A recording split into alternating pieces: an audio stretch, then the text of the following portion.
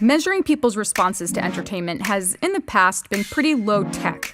People might answer a survey, give thumbs up or 5 stars in an app, or simply describe how they felt while they were watching something. But now scientists have access to a variety of biosensors that can tell them exactly how people are responding to movies and TV shows, what gets their hearts pumping, or what makes their faces flush. And this physiological data has the potential to change how movies are made in the future. In fact, it's doing that right now.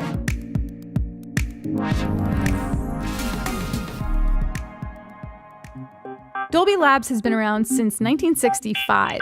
For most people, the company is synonymous with that label you see on movies that tells you the sound has been remastered or the color has been enhanced.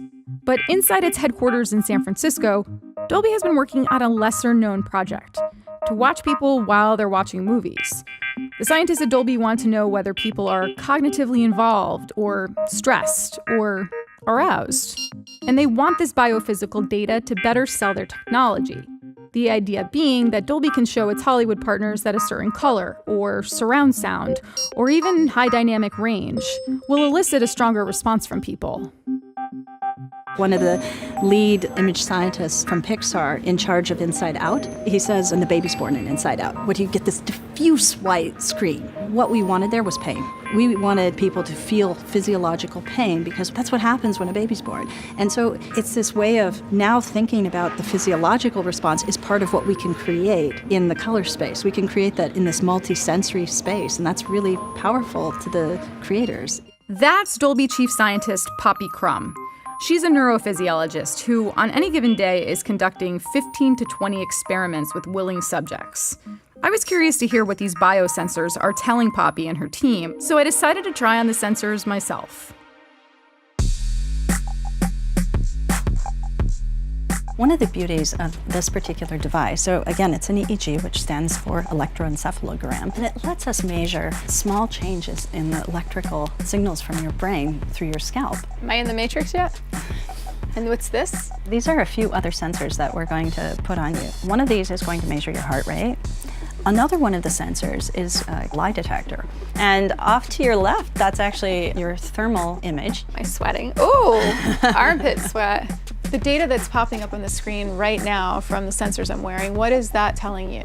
So what we've done is we're just amplifying some of those channels. And this is your raw EEG signal from each of those electrodes. Here you have your GSR response. And here's your heart rate. So what are the kinds of things that would cause, aside from fire, like a pretty serious spike? Sports matches, those are great examples where, if there's something like a penalty kick, where there's anticipation, where things that surprise you, things that are arousing. So you can actually tell when people are aroused? Absolutely. Do you test it on sex scenes? Oh, no. Okay. So when we use the word arousal, I like to use the word excitement, typically. Maybe I was jumping to conclusions. Okay. Yeah, so be careful there. These biophysical labs have existed at Dolby since 2012, but over the past couple years, Poppy and her team have really ramped up the program. This is partly due to the fact that these kinds of sensors are readily available now, but it's also due to the fact that there are now displays bright enough to trigger these kinds of reactions. In some cases, the team is using devices that get up to 20,000 candelas per square meter in terms of brightness. And that can have a surprising impact on the human body. We have discovered that if you present flame, a picture of flame, realistically enough, your body actually starts to flush. Your body is just, over the eons, has adjusted and adapted such that when it sees flame, it assumes hot. That kind of insight is fundamental in helping us shape the technologies that drive the stories that you and I love to go to. Dolby is hardly the first entertainment-focused company to study human emotions. Broadly speaking, this kind of affective computing has been studied for decades. But industry experts say it's becoming much more common in entertainment. In recent years, companies like Netflix and Hulu have used eye trackers to better understand how people are reacting to their app interfaces.